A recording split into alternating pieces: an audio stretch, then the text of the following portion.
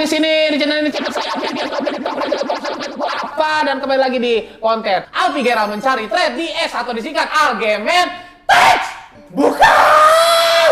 Kembali lagi di segmen Racun Sangga Lumpur. Jangan ditambah-tambah. Ya, hari ini Algemen Text kedatangan seorang penulis dari penerbit Gagas Media, ada Gusti Gina. Thank you. Dia yang nulis ini loh. Saranjana Gok gok gok gok gok gok gok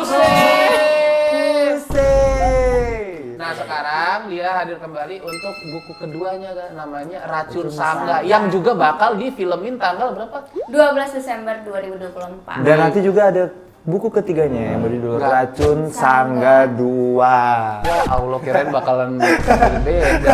Apa ya nanti isinya? Nah, dia aja bingung apa. Ayo bingung ya, apa ya? Oh ya, singkat dulu tentang buku Racun Racun Sangga Sangga. ini tentang apa sih? Tentang baygon-baygon gitu. Bukan lu yang nulis, jadi lu diam. Itu baygon-baygon gitu, weh. Tentang apa, Gin? Racun Sangga ini salah satu black magic gitu yang ada di Kalimantan. Nah, jadi sepasang suami istri, dia tuh baru menikah. Ya. Ternyata udah ngalamin black magic atau yang biasa kita kenal sebagai santet gitu ya. Nah, namanya Racun Sangga. Racun Sangga. Nah, Racun Sangga apa? Beli buku Racun Sangga di Gramedia dan toko-toko buku di Ekuador. Kalau nggak suka baca buku, 5 Desember di seluruh film Indonesia ada Cinta Kita kasih drama Korea. Aduh, Gin, ini tayangnya juga kayaknya udah tanggal Enggak. Orang yang mengalami kamu kenal atau Kenal. kayak orang random gitu? Kenal. Kenal. Berarti akurat ya, kamu Akurat. melihat sendiri gitu ya? Lihat sendiri, dan aku juga datangin orang-orang yang terlibat kayak penyembuhnya gitu loh. Aku wawancarain juga orang-orang yang terlibat dalam cerita. Berarti kamu sampai ke Donald Trump gitu? Goblok. Aku sampai ke Beyonce. Enggak aku. Tapi BTW si Gina ini juga dia bakal jadi penulis film nanti Racun Sangga, geng. Oh, dia juga penulisnya. Penulisnya debut penulis. Berani sekali dia. Berani sekali dia datang. Mendatangi ke Yes, kandang seru singa. ya. Ke kandang singa, ke reviewer Justru yang itu. Terkocak, terpobua, terracun sangga, terkeramas. Keramas. Iya. Itulah, Gin. Iya. Nanti kita review secara jujur, kita Iya. udah izin sama dia ya. Silakan. Tapi si Gin ini juga selain dia penulis buku, dia juga petek. Petek tuh apa? Apa Penulis X. Peteks. Oh, Peteks. penulis X. Makanya cocok banget nih karena sekarang kan kontennya Algemen Text. Jadi kita akan menagih dari Gina apa sih salah satu thread paling horor yang pernah kamu tulis di X gitu. Apa tuh, Gin? Kapan lagi ya kita baca tracks yang nulis langsung ada di sini? Yang nulis langsung ada di sini. Gak bakal kita disuruh tag dan videonya. Ada.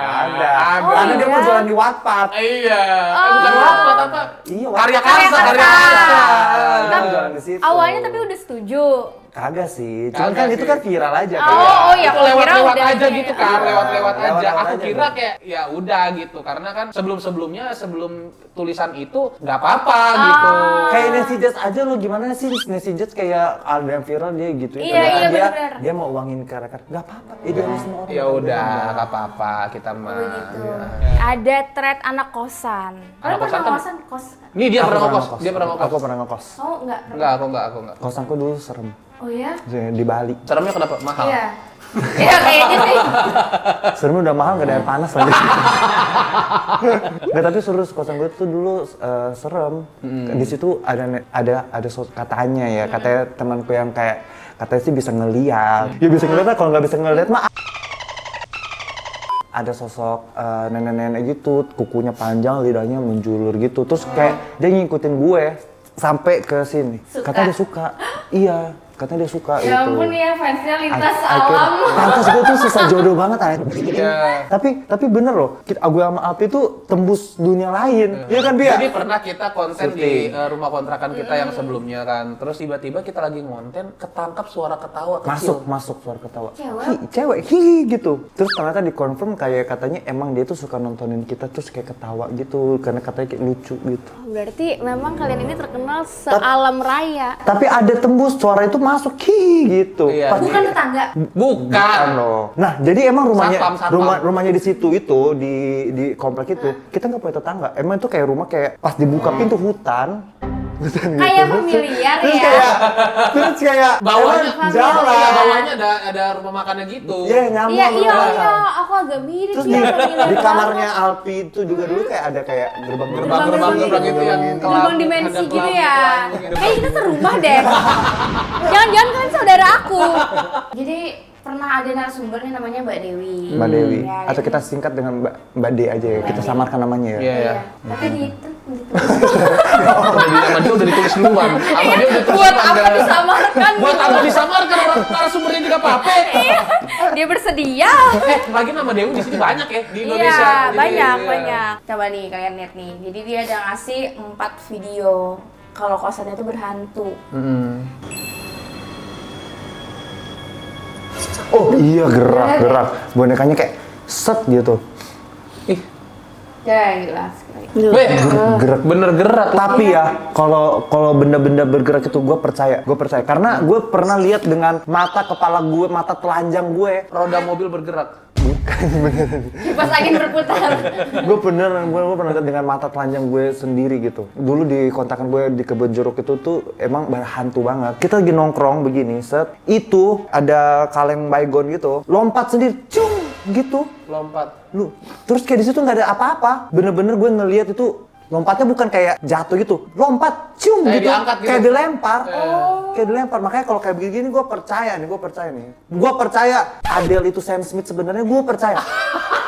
Konspirasi. Gue percaya Oprah Winfrey udah diganti, gue percaya. Semuanya gue percaya. Goblok. Hal-hal yang berbau horor tuh emang seru aja jadi hiburan. Tapi kadang kalau dengar dari sisi narasumber yang ngalamin, ya nggak seru. Lu nggak segini sih dulu. Gak sama lu. Dia sama tulisannya sendiri merasa cringe anjir.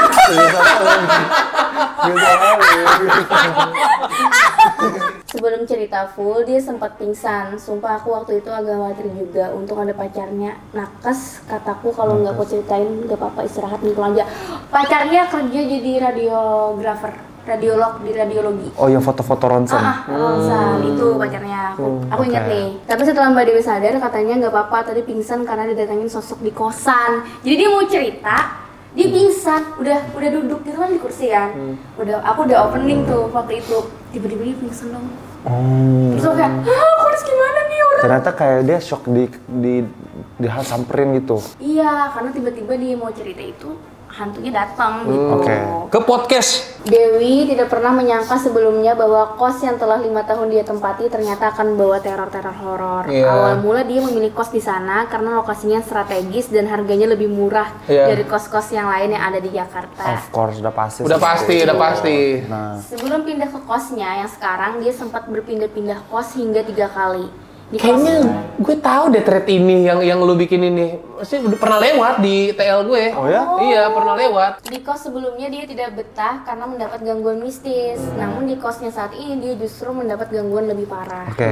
Nah, kos Dewi memiliki 6 kamar yang terbagi menjadi 2 sisi, saling membelakangi. 3 kamar menghadap timur, 3 kamar lagi menghadap barat. Di ujung kamar kos, masing-masing sisi ada 1 kamar mandi umum. Oke. Rumah itu ada 6 kamar ya? Ada 6 kamar. Kamar. 3-3 gitu. Iya, 3-3. Ada 1 kamar mandi buat sharing bareng-bareng. Iya, di ujung. Berarti mandinya bareng-bareng semua tuh? Iya, mereka biar rame. Seru banget loh. Kosan di mana sih? Lah, malah mau. Malah mau, Jin. Ada beberapa hal yang membuat kosan Dewi terasa horor, yakni lokasinya dekat dengan kuburan. Kuburan itu ada di belakang warung penjual es kelapa seberang kos Dewi. Jumlah kuburan tersebut ada 8. Memang terbilang sedikit sebab kuburan-kuburan itu adalah milik seorang keluarga, bukan pemakaman umum. Bener, kuburan keluarga biasanya kalau kayak gitu. Di kos Dewi, tepatnya di samping kamar mandi, ada lahan kosong yang luasnya sekitar 10 kali 20 meter. Lahan yang cukup luas untuk dibangun sebuah bangunan. Tetapi pemilik lahan yang merupakan pemilik kos Dewi tidak menggunakannya untuk bangunan, melainkan ditanami dengan pohon pisang, jambu klutuk, dan singkong. Oh. Kebun. Ada di belakang rumah itu ada kebun berarti. Oke. Nah, di belakang lahan itu ada sebuah rumah. Entah mengapa orang yang tinggal di sana memilih lokasi di tempat yang tidak ada tetangganya. Ini kosannya dia. Itu rumah kau kali itu. Iya, kayaknya sih. Kan kalau rumahnya suka yang carinya yang ini, yang nggak ada tetangga-tetangga Iya, iya. kau ya. Reuni Universe ya. Tahun pertama Dewi tinggal di kos itu tidak ada sesuatu yang aneh selain rasa horor karena lingkungannya yang dekat kuburan dan lahan yang penuh tanaman lebat. Begitu tahun kedua dia di sana sama sekali tidak ada gangguan horor atau mistis. Jadi Dewi merasa baik-baik aja. Tetapi begitu masuk ke tahun ketiga barulah bermula teror horor di sana. Nah, ini apakah teror horor apakah?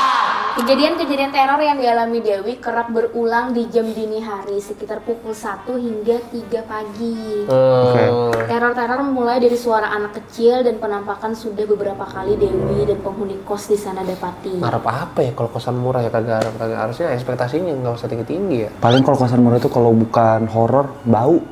Itu doang pilihannya. Tahu nggak sih yang kayak gini, ting. Yang nggak pernah nggak pernah di Iya, bau keringat itu, iya. nggak pernah divakum. Dari gambar aja kecium bau kamarnya. Akibat gangguan-gangguan mistis itu beberapa yang menghuni kos ada yang sampai pindah karena tidak tahan.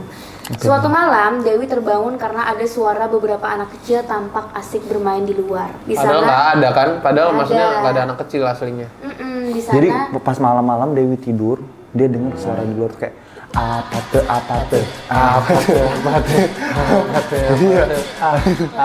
Dia heran. Kamu heran nggak? Semua manusia ini Kamu heran nggak? Nanti heran Kamu kalau heran di nggak? surga. Kamu heran nggak?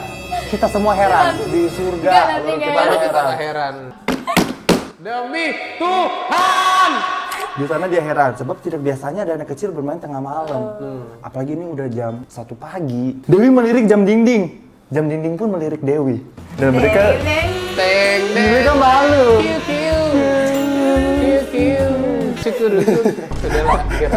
Suara anak-anak itu tampak kayak sedang berlari-lari di pelataran kamar kosnya gitu. Dewi heran. Kamu heran nggak? heran. Udah bro.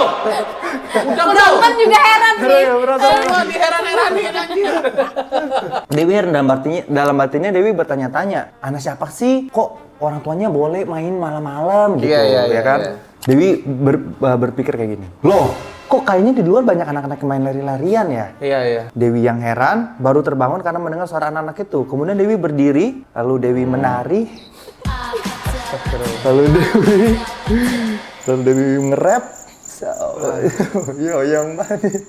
Dia menyanyikan lagu Psychoji siang malam ku selalu menatap layar tepaku. Udah udah lagi. Kemudian Dewi berdiri dan hendak memastikan di luar ada anak siapa sih, mau dicek itu sama Dewi kan. Ternyata? Dia hendak menegur anak-anak itu kayak mau disuruh pulang, kayak Deh pulang aja udah malam gitu kan tadinya. Pas dia buka kunci kosnya itu, saat dibuka suasana terasa hening. Dan di luar ternyata tidak ada nampak anak kecil satupun. Dia sampai menoreh ke arah jalan raya, ke atas, ke kiri, ke kanan, dua. Gak ada orang. Ya pastilah. Terus kayak dia pikir kan, masih mau berpikir positif nih. Oh mungkin yang anak yang punya warung, karena emang di bawah itu ada warung. Iya kan?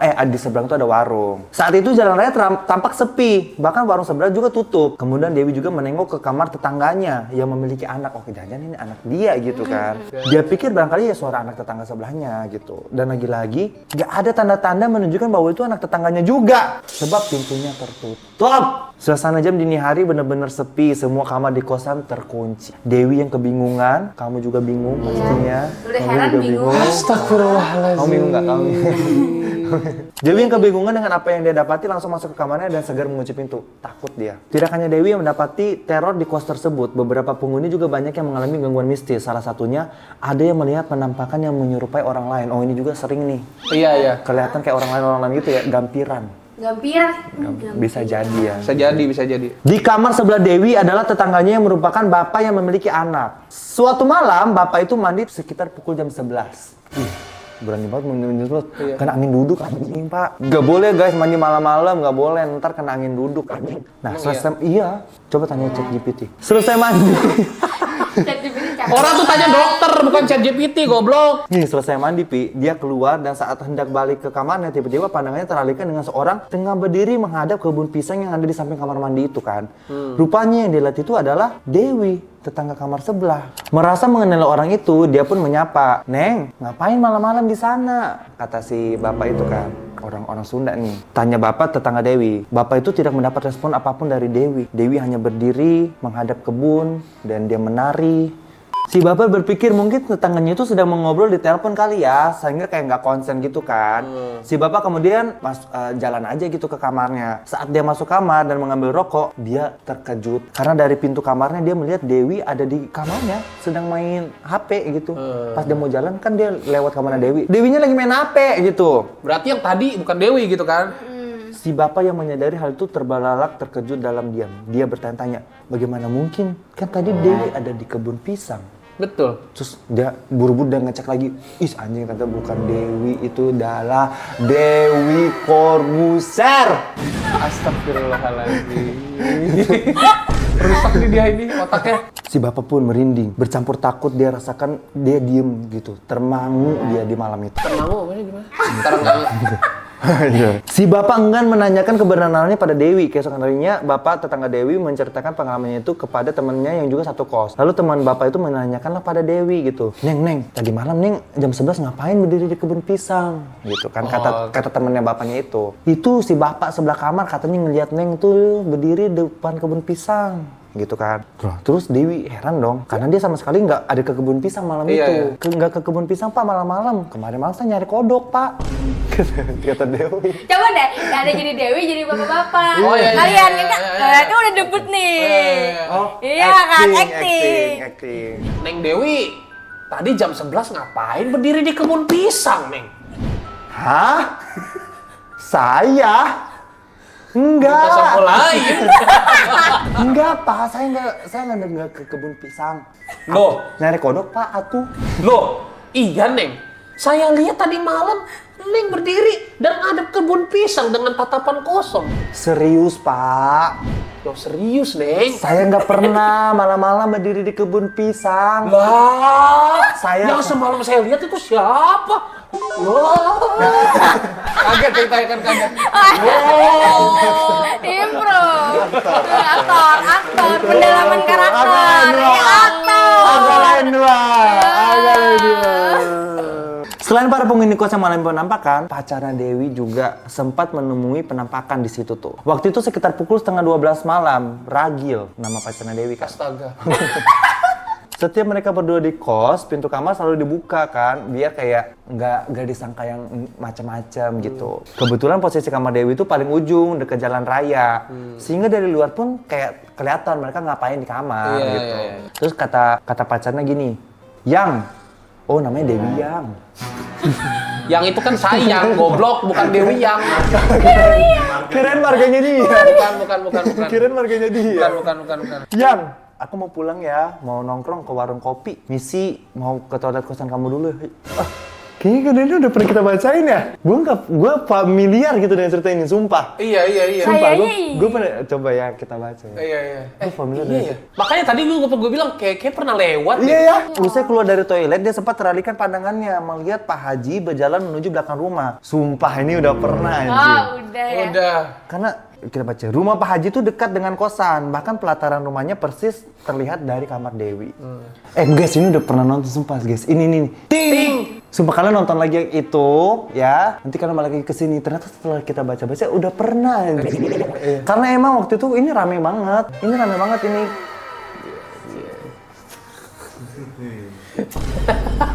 Viral ya, Terviral. Tapi kita sekarang pengen tahu cerita di Bali. Iya, podcastnya aja. Iya. Di balik itu. Kamu masih inget gak? Ada yang kamu Waktu, masih inget waktu itu kan kamu ketemu Debinya langsung. Iya, dia datang kan. Dia ngirim cerita sih awalnya. Karena kan Iya. dulu aku emang buka orang-orang yang punya cerita horor gitu kirimin ke aku. Nah dia datang sama pacarnya tuh. Si Ragil ini. Terus pacarnya juga ternyata punya cerita horor. Nah, ini aja. Nih. Iya, ini aja. kan. Aku ada sedikit ingat sih beberapa yang dari cerita si pacarnya si Ragil ini. Dia kan kerja di rumah sakit kan, bagian radiologi. Betul. Dia yang foto scan gitu lah, Ronsen-ronsen, ya ya. gitu.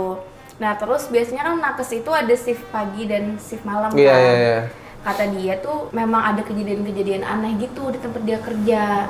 Dia pernah tuh di ruangannya dia, kan biasanya kalau kayak gitu ada ruangan masing-masing kan. Iya. Terus ada pintu, tapi ada pintunya ada kacanya kan. Iya. Jadi kita bisa lihat tuh siapa yang lewat, Iya. atau apa yang lewat. Nah waktu itu tengah malam, udah sepi banget dan kayaknya emang nggak ada pasien juga kan jam segitu, cuman jaga-jaga aja kalau ada yang urgent kan. Iya. Kerja tuh malam itu, tiba-tiba kedengeran tuh suara berangkar. Atau berangkar kan? Berangkar apa? Ranjang rumah sakit yang roda. Oh iya. Oh iya, itu. yang gerak.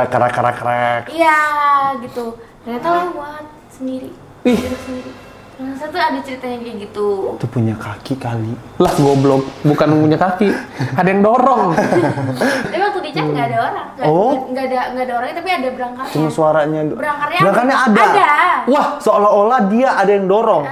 iya kan gue bilang. Enggak, maksudnya kan kadang ada ternyata suaranya doang. Pas dilihat ternyata ada Ada berangkarnya. terbengkalai gitu. Iya, sendirian berangkarnya. Gitu. Terus dia juga sering nemuin tuh orang-orang yang scan pakai susuk. Oh iya? Kan kelihatan kalau Itu kelihatan. susuk, iya. Oh. Pakai susuk nggak? Enggak, pakai minyak doang. Minyak bulus. Eskulin. Eskulin. Lah eskulin mah bukan goblok. Bukan minyak lah itu. Itu mah apa sih? Kolon. Oh iya, kelihatan pakai susu gitu ya. Kelihatan, gitu. Kayak apa, kayak jarum gitu ya, kayak jarum gitu. Kan biasanya kalau misalnya mau CT scan atau MRI itu dikasih tahu kan jangan ada logam ya kalau nggak salah.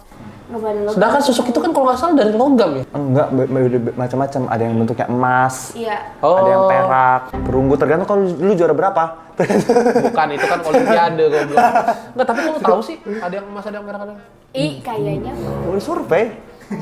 Selama podcast nih, kejadian terhoror atau cerita terhoror apa deh? Ceritain bisa nggak dikit yang pernah kamu denger? Bukan podcast sih, ini waktu aku bikin dokumenter vlog ke desa. Nah, apa tuh? Desa penari itu. Iya. Oh, oke. Nah terus kan dapat job buat nge-host nih di salah satu program TV tentang desa penari ini gitu kan. Oke. Terus Cerwis ya? Goblok. Ceriwis. bagi-bagi ambiar sekalian. Terus. Nah terus aku oke aja nih, tapi kan aku juga bawa tim aku kan. Iya. Nah terus karena ya aku ngerasa kayak aku pengen juga bikin vlognya biar ada tambahan cincin ya. Yes. Lumayan. Iya lumayan kan. AdSense ya kan? Iya. Kalau dari aku tuh aku pengen kayak wawancarain banyak orang, terus ada nggak sih data validnya gitu yang bisa dipercaya gitu tentang cerita itu. Nah waktu itu tuh kita berangkat 25-an gitu orangnya totalnya. Kalau aku bertiga doang, terus masing-masing tuh punya grup masing-masing gitu kan. Ini bagian ini, bagian itu. Nah terus kita syuting tuh berapa hari di sana, lumayan nih hampir seminggu. Jadi ada satu tempat yang dianggap itulah titiknya gitu. Dari cerita yang viral itu. Yang viral itu gitu kan. Kita emang datengin beberapa desa. Beberapa desa ini diambil dari teori-teori netizen Iya, gitu. betul. Terus kita minta orang-orang yang ada di sana kayak kepala desa atau orang adatnya ngasih tahu bener nggak sih dugaan netizen gitu kan. Beberapa desa yang lain itu bilang enggak, itu nggak pernah terjadi gitu di desa kami. Jadi kayak klarifikasi mereka juga kan gitu. Iya. Itu bukan di desa mereka. Tapi ada satu desa yang mengatakan bahwa kepala desanya, perangkat desa, terus juga warganya itu di desa mereka. Mengklaim. Okay. Tapi juga klaim mereka tidak membenarkan bahwa cerita yang di desa penari itu adalah cerita yang sama gitu. Dia cuma bilang ada kejadian mirip cerita desa penari gitu.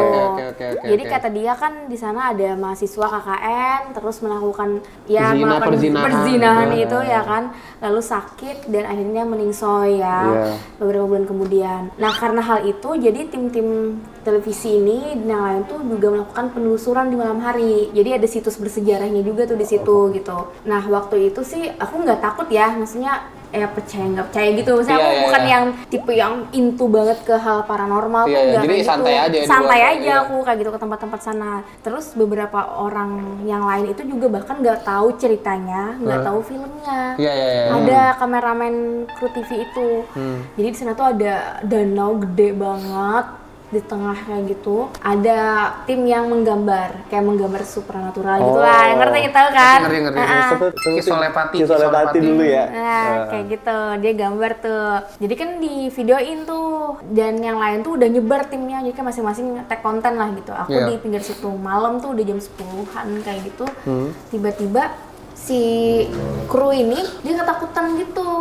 Kameramen tadi dia bilang tuh ada sesuatu yang gede banget, kayak makhluk gede banget. Anjir. Kayak gila gede banget, kayak sepohon tinggi. Pohon hutan itu tinggi banget kan? Mungkin bukan pohon yang kayak kita di gini. Itu melintas di dari situs bersejarah itu ke danau dong, merinding. Dia jalan ya? Iya, ke jalan. Dan setelah itu di HT pada ribut karena ada satu YouTuber yang lagi di deket makam itu berdarah-darah udah. Anjir.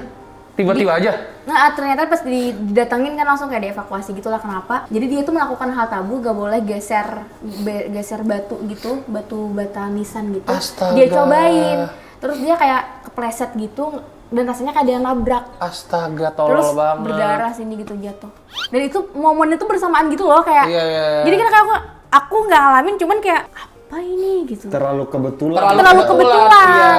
Terlalu yang kebetulan. satu lagi ribut gara-gara ada yang lewat, tiba-tiba ada yang berdarah juga Iya gitu kan. gitu.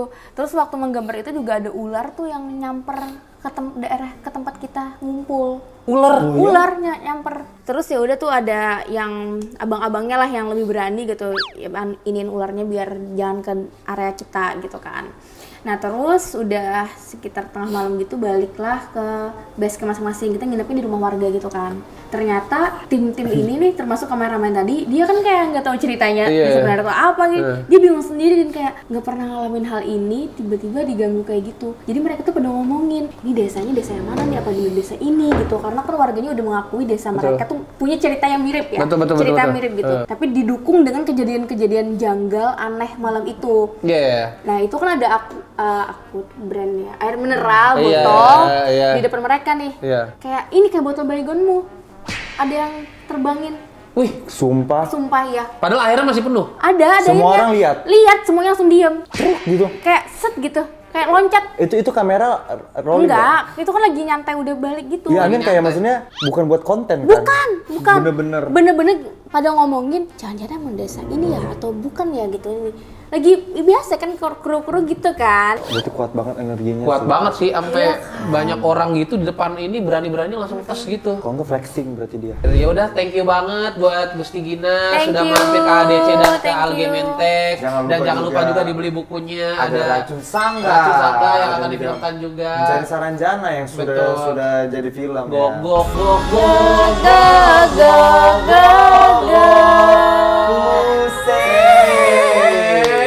Kayak Oke gitu guys. thank you banget buat Gusti Gina, dan jangan lupa juga nonton di konten Geral ada Gusti Gina juga ngebahas Pengalaman narasumber atau kita singkat dengan Astagfirullahaladzim. Oke, segitu aja. Thank you banget buat yang udah nonton. Sampai jumpa di video selanjutnya. Bye bye. Bye bye.